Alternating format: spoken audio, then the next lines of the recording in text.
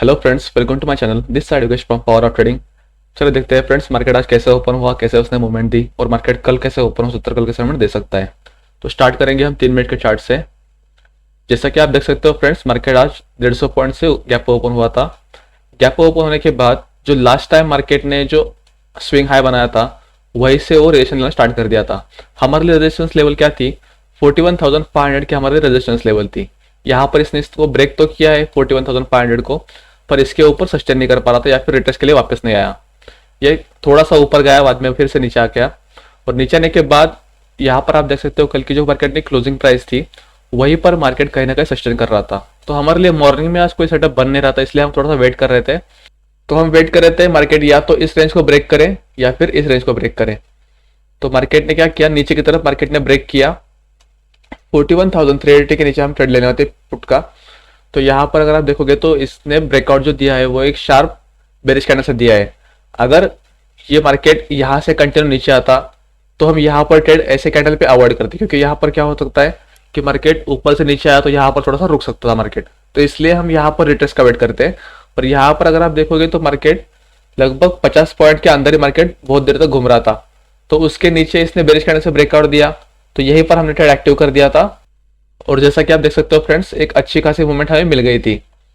हमारे लिए सपोर्ट का काम करने वाली लेवल जो थी वो थी 41,100 से लेकर के 41,000 तक। तो मार्केट ने वैसे ही किया, एक नीचे आने के बाद मार्केट ने फिर से एक बार 41,000 से ही घूम गया। तो ये एक जबरदस्त रैली थी, पर यहाँ पर हम रैली को, इस रैली को कैप्चर नहीं कर पाए, क्योंकि यहाँ पर हमारी कंडीशन क्या होती है, अगर मार्केट डाउन ट्रेंड में हो, वो कंटिन्यू ऊपर से नीचे लोअर हाई लोअर लो बनाते आ रहा हो, तो हम यहाँ पर वेट करते हैं कि मार्केट का ट्रेंड पलटने का। जैसे कि यहाँ पर लोअर हाई फिर हायर लो फिर हायर हाई अगर बना था तो यहाँ पर इस जगह पर हम ट्रेड एक्टिव कर देते हैं। पर इसने क्या किया, एक वन वे में मार्केट ऊपर की तरफ चला गया। यहाँ पर हम प्राइस देख के ट्रेड कर सकते थे, पर हम थोड़ा सा श्योर नहीं थे, इसकी वजह से हमने यहाँ पर ट्रेडिंग इस रेंज की अवॉइड की।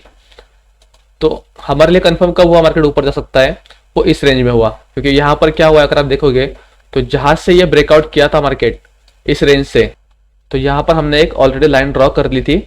तो यहाँ पर अगर आप देखोगे तो यहाँ पर मार्केट ने ऊपर जाने के बाद रिट्रेस के लिए आया। रिट्रेस के बाद हम यहाँ पर ट्रेड लगा के रखे थे, पर यहाँ पर हमारा ट्रेड एक्टिव नहीं हुआ।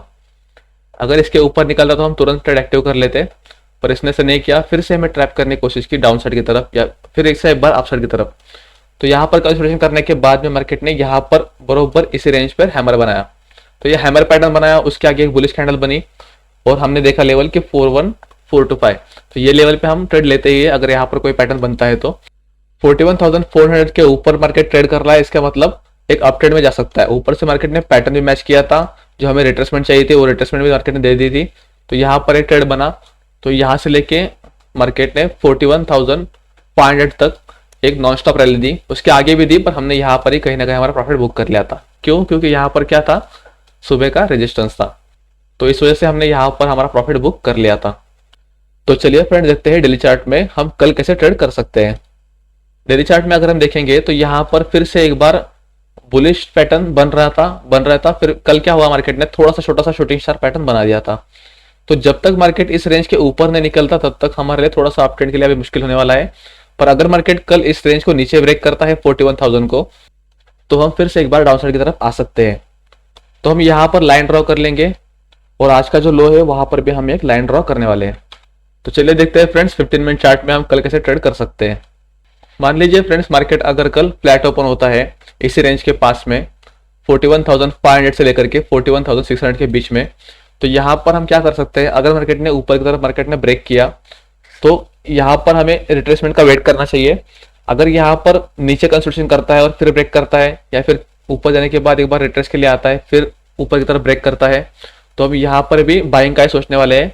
यहाँ से हम फिर से एक बार जा सकते हैं 41,800 से लेकर के 41,900 की तरफ। तो यहाँ पर हम देखेंगे कि कौन सी प्राइस मैच हो रही है।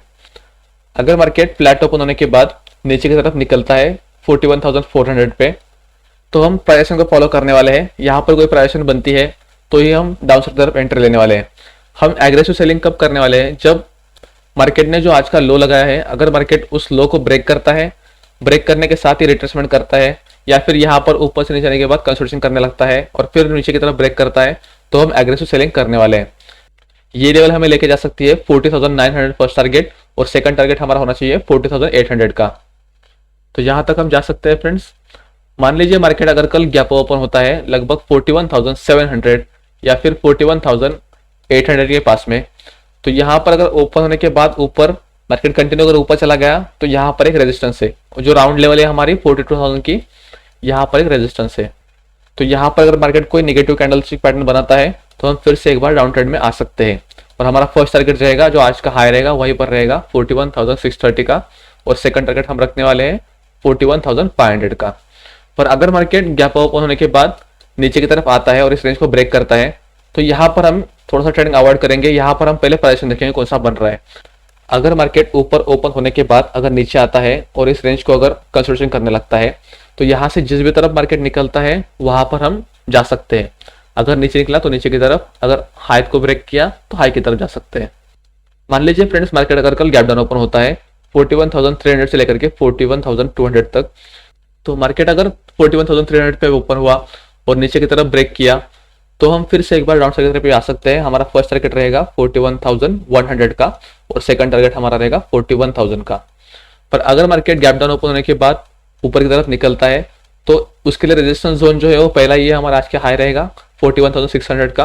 अगर इसे ब्रेक करने के बाद रिट्रेस किया और फिर से एक बार अप गया तो हम अप ट्रेंड में जा सकते हैं।